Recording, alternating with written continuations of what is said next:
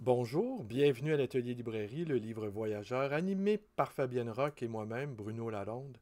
Nous sommes à Montréal le 6 novembre 2020.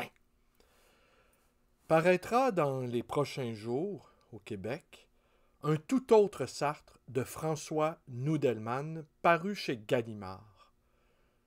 Inutile de vous dire que j'ai bien hâte de tenir entre mes mains ce livre.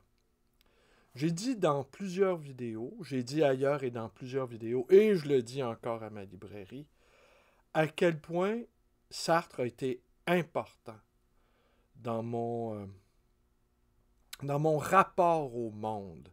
Cette phrase-là, lue à l'adolescence, euh, je suis condamné à être libre, eh bien, a déclenché quelque chose, a déclenché une sorte de tempête dans mon esprit.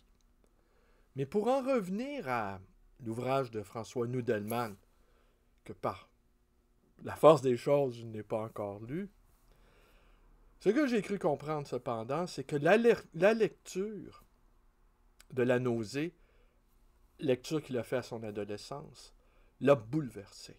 Et ce n'était pas toujours ce que j'ai cru comprendre, un foudre d'études. Et il y a quelque chose qui s'est mis en place dans son esprit. Et il y a quelques années, il a vu cette vidéo qu'on peut retrouver sur YouTube où on voit Sartre avec sa fille adoptive, ce qui reste toujours une... C'est assez étonnant, je pense qu'elle a été une de ses amoureuses et il l'a adoptée plus tard. Mais il y a quelque chose de l'ordre, en tout cas. Il y aurait de quoi réfléchir au fait que et Simone de Beauvoir a adopté une fille, et Sartre a adopté une fille également. Il y a quelque chose là.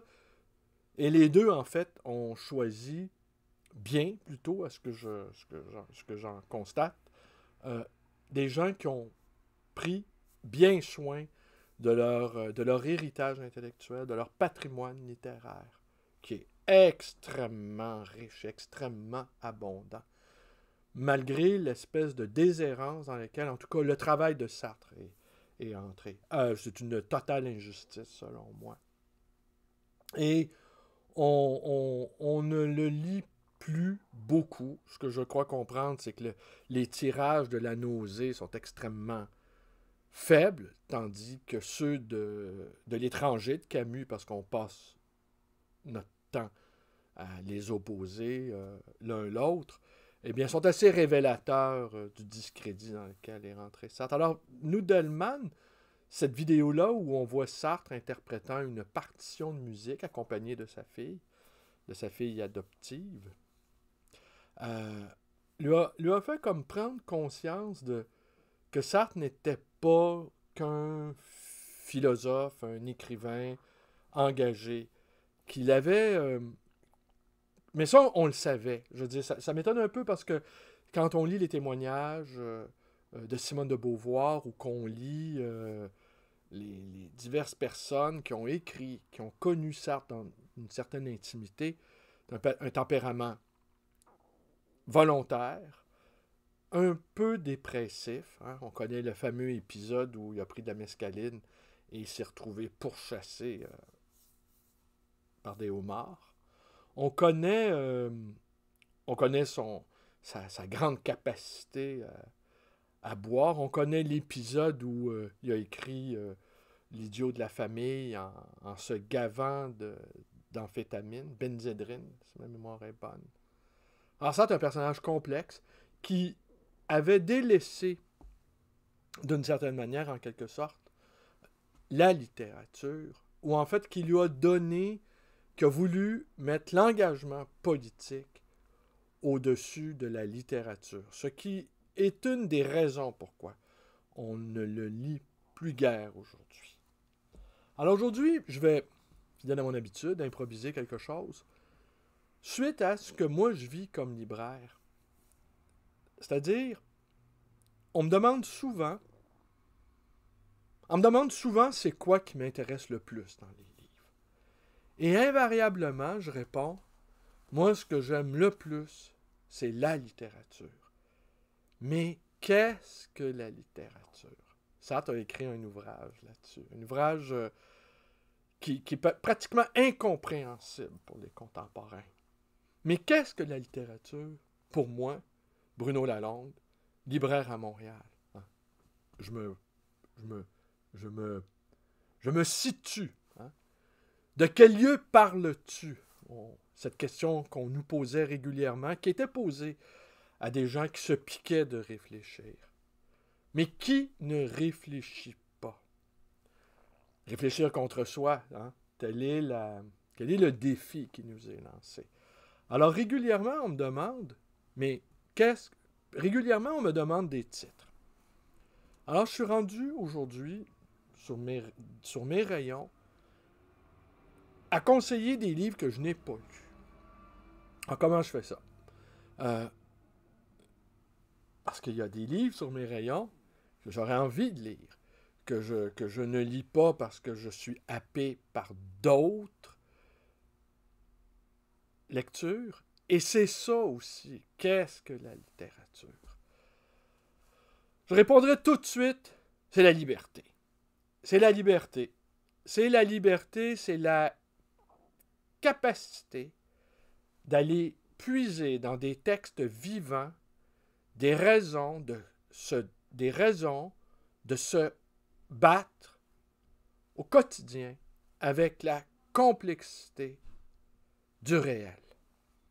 Ce réel sans cesse mouvant, sans cesse changeant, qui nous glisse entre les doigts, ce que Sartre appelait la contingence, ce que les philosophes appellent la contingence. Cette chose insaisissable en permanence, pour laquelle on n'a pas de prise. Alors, qu'est-ce que la littérature? C'est ce qui dynamise le rapport au monde. C'est ce qui confère de l'énergie. C'est ce qui donne de la poésie, de la lumière, de la vie. C'est ce qui augmente la puissance d'existence. C'est ce qui augmente le flux libidinal. C'est ce qui fait que la vie, elle est magnifique. Elle est magnifique et inquiétante, mais magnifique dans son étrangeté. Magnifique dans ce qu'il y a de terrible, dans ce qu'il y a de tragique. C'est prendre la vie à bras-le-corps, c'est aller chercher des livres qui nous permettent de prendre la vie à bras-le-corps. La littérature n'est pas une technique. Elle ne doit pas le devenir. La littérature n'est pas une chose morte. C'est quelque chose d'extrêmement vivant et qui bonifie notre propre existence. Alors, je réussis à vendre, à proposer à la vente des ouvrages que je n'ai pas lus. Et l'argument parce que la figure d'autorité du libraire, qui existe dans l'esprit de beaucoup de gens, figure qu'étonnamment, je ne partage pas. Pour moi, un libraire n'est pas une figure d'autorité. Il ne doit pas le devenir, en tout cas. Je reste toujours étonné, parce que je vais dans toutes les librairies, vous le savez, ceux qui me connaissent un peu personnellement, disons, peuvent me retrouver dans une ou l'autre des librairies de Montréal. Et je vais dans toutes les librairies, sans exception. J'y vais pour mon propre plaisir, parce que les lieux que sont les librairies sont pour moi des lieux d'enchantement. Ce sont des lieux où je vais aller me détendre, me libérer de ma propre librairie en allant dans celle des autres. Je ne connais aucun libraire qui se livre à cette activité-là, d'aller. Et jamais je n'y vais là dans un but de compétition. Ça étonne beaucoup de gens aussi quand je dis, moi, je ne suis pas en compétition. Parce qu'on ne peut pas être en compétition avec la vie. Si la littérature, c'est la vie, c'est la liberté, la vie, il faut pouvoir la vivre en souplesse, en douceur, avec la prendre comme des vagues permanentes et danser avec la vague. Les librairies sont des mers qui s'étendent à perte de vue pour moi. Rien ne m'excite davantage, rien ne me stimule davantage que de découvrir des pépites, que de découvrir des éclats de lumière dans d'autres lieux que le mien. J'ai un bonheur fou aussi à procurer des livres à mes... Je sais même pas si on peut les qualifier de clients parce que je vois bien, je ressens bien cette espèce de... C'est un désir amoureux qu'ils ont par rapport aux livres. Et je m'en voudrais de leur dire quoi lire, quoi ne pas lire. Même de leur suggérer des lectures. C'est presque de la violence pour moi. Ce que j'aurais envie de leur dire, c'est allez, nagez dans la bibliothèque. Allez vous ébrouer dans la bibliothèque. Trompez-vous, errez, revenez sur vos pas. Ne vous enfermez surtout pas dans la bibliothèque. La bibliothèque, elle doit être ouverte. Elle doit être un espace qui ouvre l'esprit, qui offre des chemins de la liberté. Voilà. Et donc, je réussis à proposer à la vente des ouvrages que je n'ai pas lus en leur disant simplement « J'aimerais lire ce livre-là. C'est un regret de lecture que je n'ai pas lu ce livre-là et je le regrette.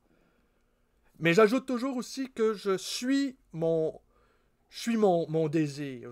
Et mon désir, il est capricieux, il est pusillanime, il est léger, il est frivole.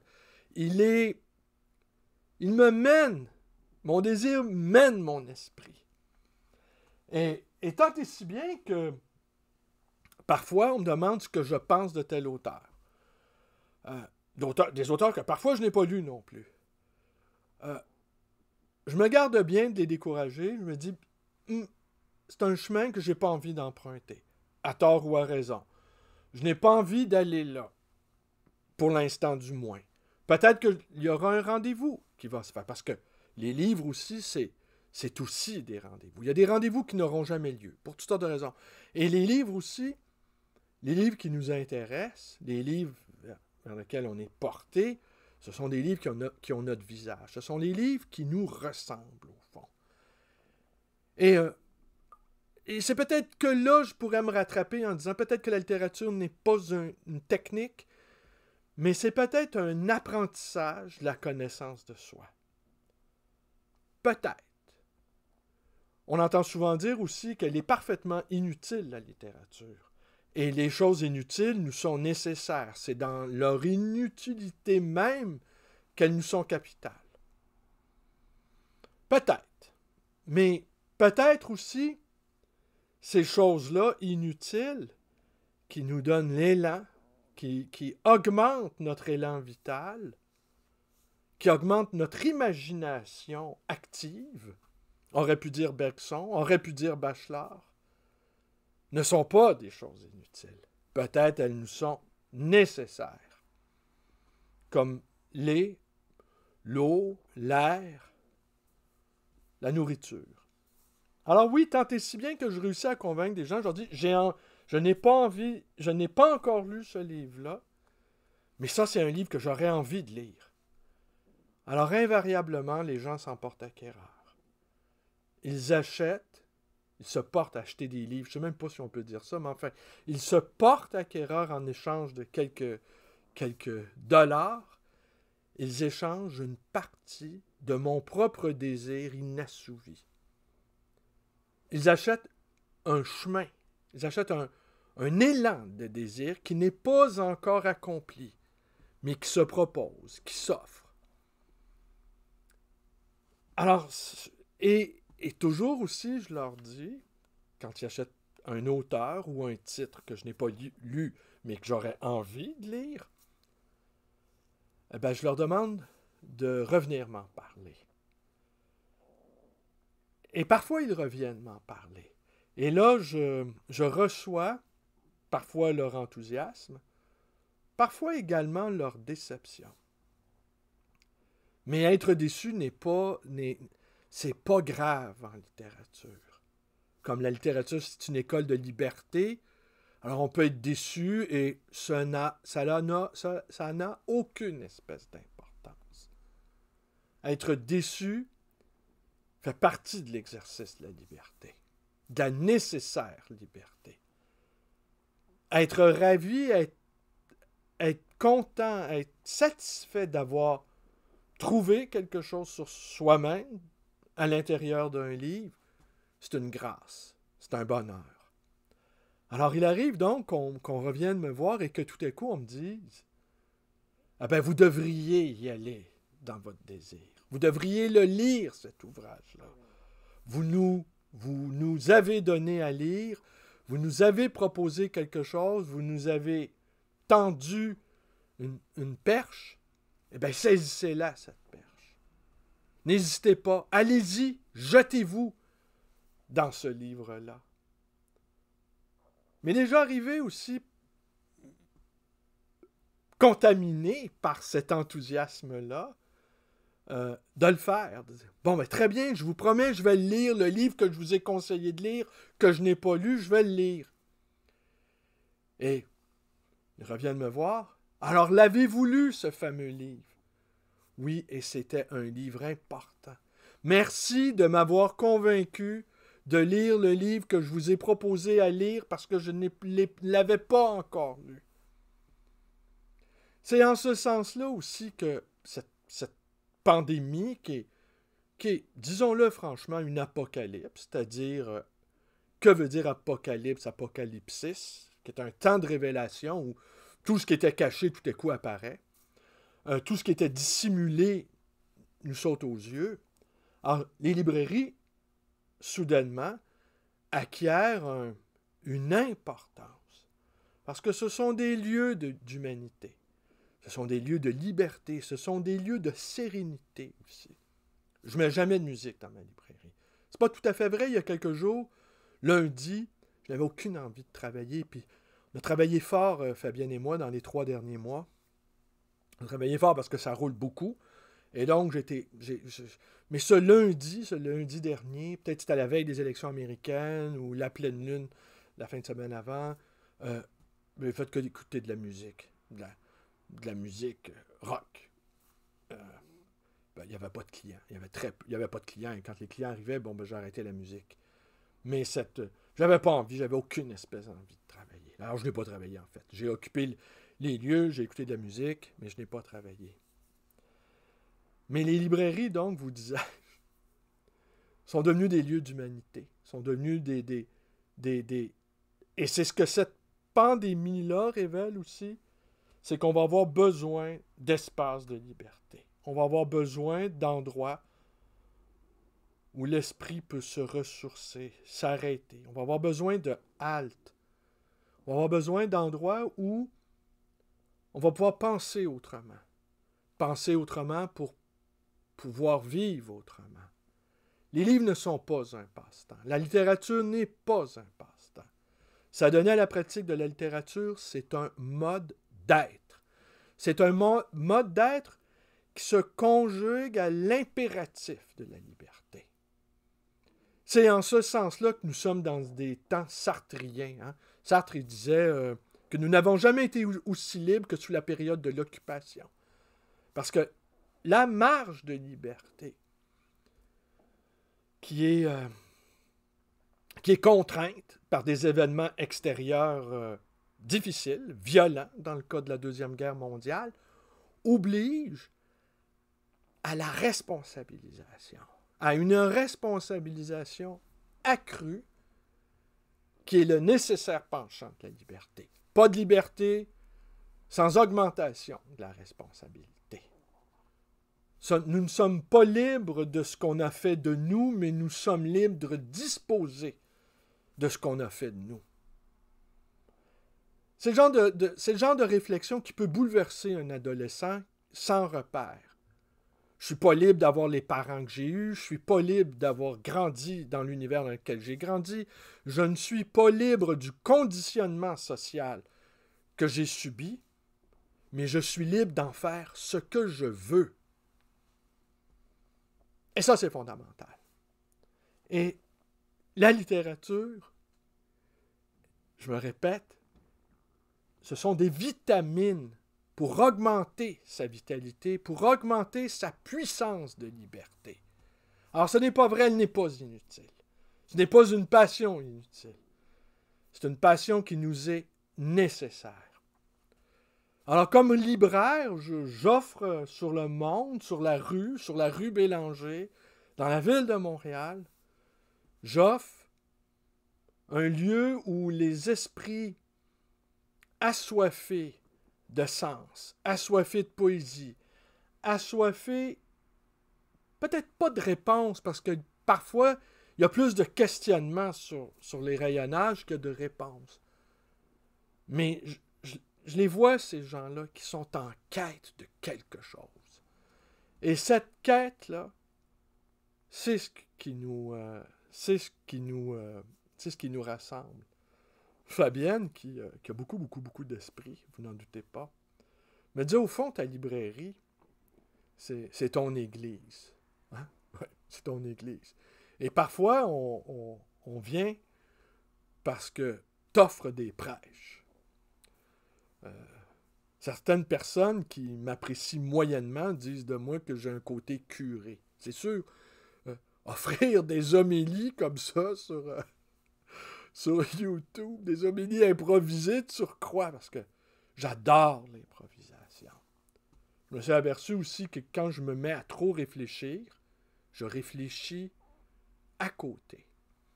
Je ne réfléchis pas de manière juste. La pensée, elle doit être spontanée.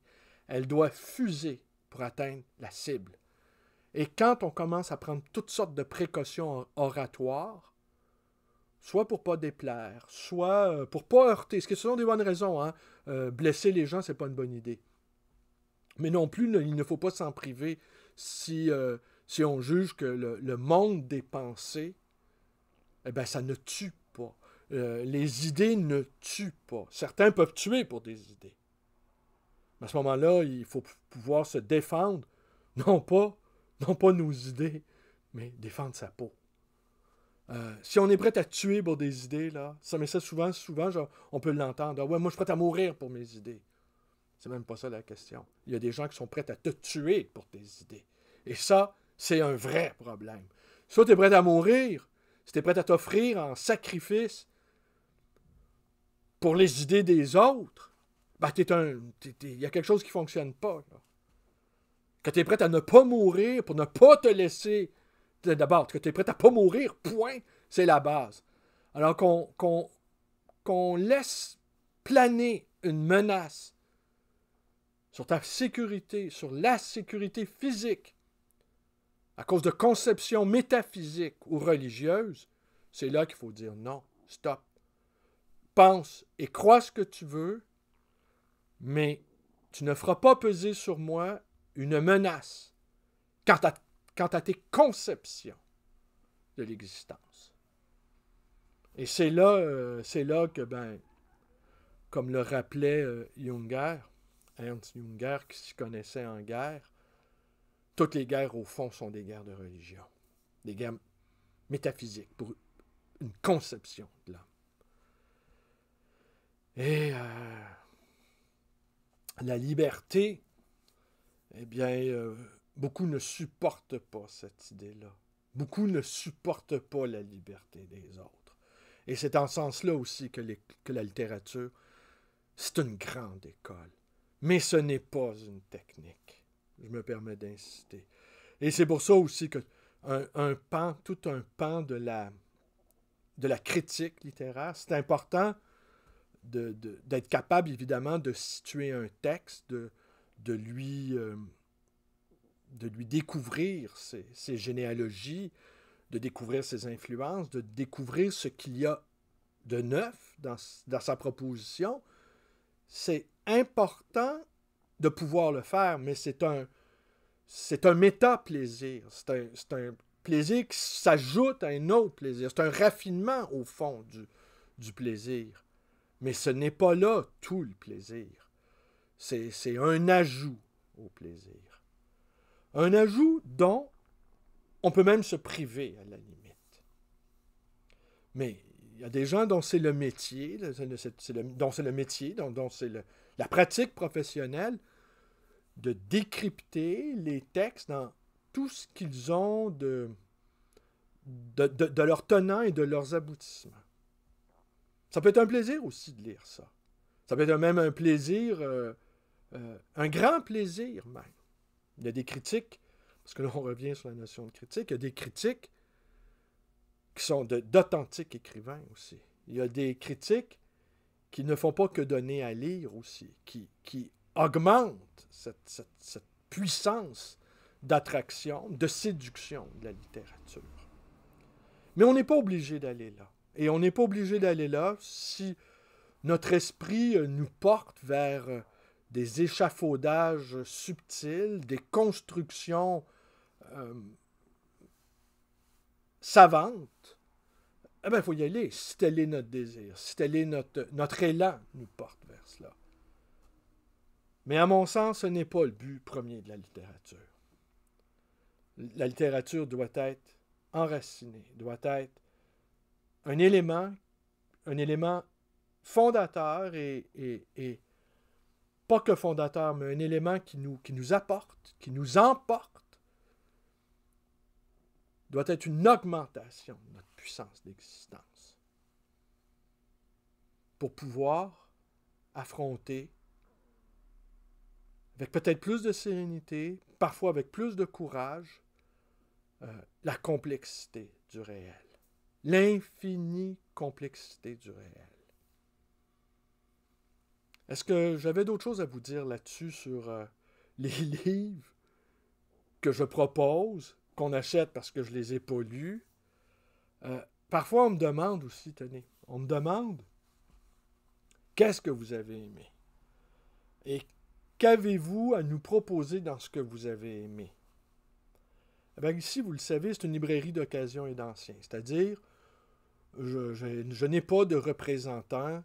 Je ne suis pas l'actualité littéraire. Bon, voilà. Je ne la suis pas. Je la suis de loin en loin comme une lointaine rumeur.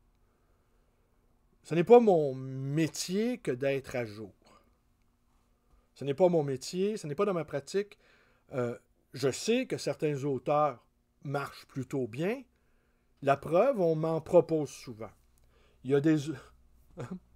En boutade, je dis souvent, pour revendre un livre, il faut d'abord qu'il se vende. Alors, il y a des livres qui à la base, se vendent pas. Alors, c'est plutôt rare que ces livres-là qui ne se vendent pas, on me les demande. Alors, je n'ai pas besoin de nommer aucun auteur. Il y a des auteurs contemporains qui vendent beaucoup et qu'on me demande beaucoup. Et je n'ai pas besoin de réfléchir. Et je n'ai pas besoin d'être à l'affût de l'actualité littéraire. Et en fait, je ne le suis pas. Je ne le suis pas. Ce n'est pas mon métier et ce n'est pas mon travail. Moi, je propose dans la librairie des livres, pour les plus vieux, qui datent de quelques siècles. J'en ai un, tenez, je vais vous montrer, je reviens.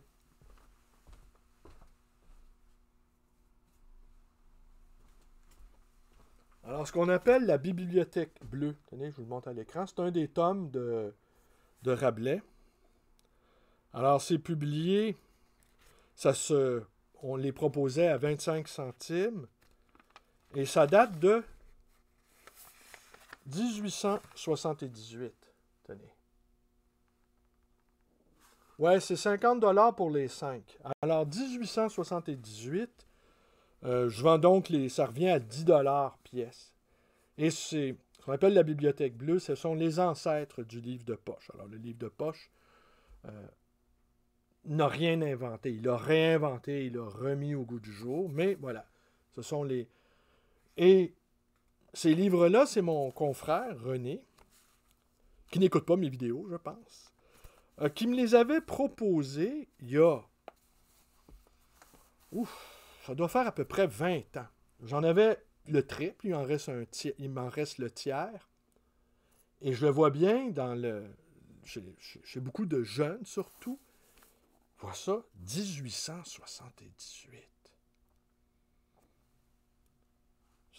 Pour eux, c'est inimaginable. C'est une date... c'est inconcevable. 1878. Ils regardent le prix, 10$. 10$ pour un ouvrage qui date de près de 150 ans. C'est même pas 10 sous par... c'est à peine 10 sous par année.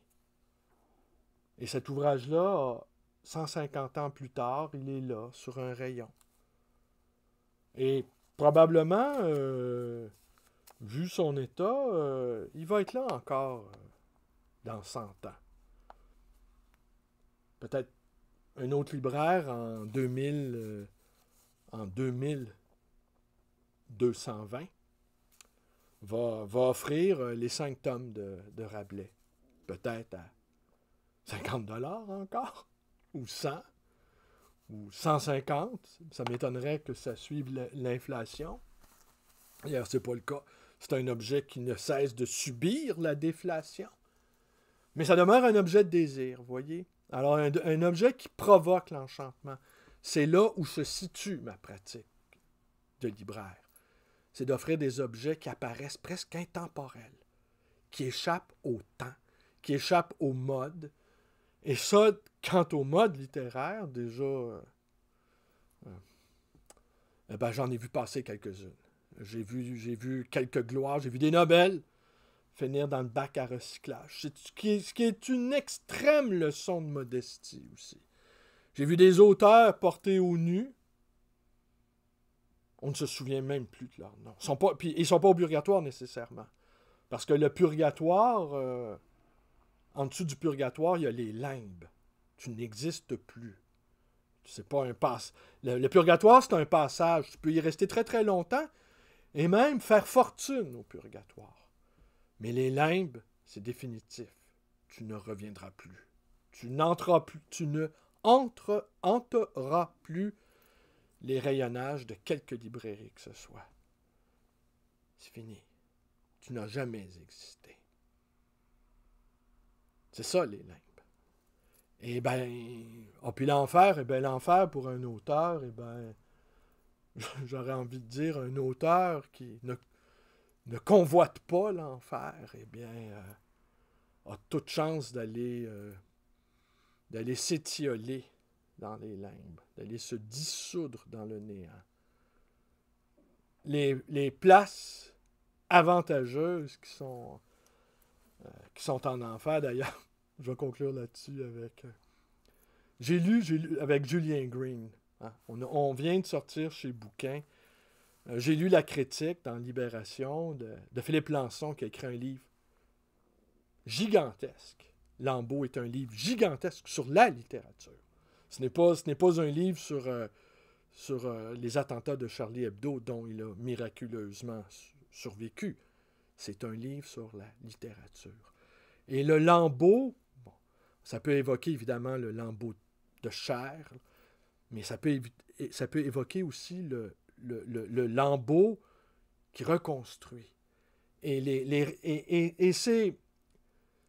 J'ai dit combien j'avais détesté le livre le livre Sérotonine de Michel Houellebecq, mais je n'ai pas dit assez sans doute mon enthousiasme concernant le livre de Philippe Lançon, qui est un livre gigantesque sur la littérature. Et tandis que le livre de Houellebecq, Houellebecq s'en est prêt à tout le monde, vous le savez, son avant-dernier livre, au fond, c'était les universitaires, la lâcheté intellectuelle des universitaires, de certains universitaires qui étaient mis en cause, mais dans Sérotonine, il s'en prend aux gens qui aiment la littérature. Et il s'en prend à la littérature même. Les dernières pages sont honteuses, mais on aurait tendance à dire, oui, il a raison de s'en prendre à son lectorat. Hein? Il a même fini par s'en prendre à eux, mais personne ne semble ne l'avoir vu. Alors donc, Philippe Lançon, dis-je, a fait une critique du journal non expurgé, ce qui m'a étonné parce que je pensais que ce journal-là le journal non expurgé de Julien Green serait publié en 2050. Et là, non, je l'ai vu dans les rayons, mais j'ai pensé que c'était une réédition de ce qui avait été publié dans la Pléiade, entre autres, ou chez Plon, dans les premières éditions. Eh bien non, c'est le... Et là, qu'est-ce qu'on découvre? Eh bien, on découvre que Julien Green était un obsédé sexuel, on aurait envie de dire, comme tout le monde, en incluant... Ouais, mais il y a les asexués, mais les asexués, c'est peut-être 6-7% de la population, peut-être les asexués c'est une manière d'être encore plus obsédé. Hein? Je veux dire, mais ça, je ne veux pas aller m'aventurer là. Mais là, on découvre au fond, bon, que c'était un homosexuel hyper actif, qui avait assez peu la question, n'était pas du tout sentimental. Et là, les réserves que je pouvais avoir, c'est un écrivain magnifique, l'écriture est magnifique, mais il suspecte, exemple, sa femme de ménage de le voler. Il est, tout en étant un écrivain extraordinaire, il y a des aspects de sa personnalité qui étaient plutôt médiocres, je dirais. Et là, on découvre que, j'allais dire, ce crapaud de bénitier, voilà, je le dis, ce crapaud de bénitier, au fond, était un personnage à la vie sexuelle très, très, très active et qui n'avait que le mot Dieu à la bouche. Alors pour moi, j'aurais envie de vous dire, plus j'ai affaire à quelqu'un qui a le mot Dieu à la bouche, plus j'ai l'impression d'avoir affaire à un obsédé sexuel. Voilà. Alors c'est pour ça que je me garde bien. Je me garde bien d'évoquer Dieu. Mais j'en rencontre parfois des fous de Dieu.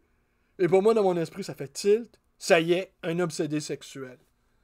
Invariablement. Je n'ai... En fait...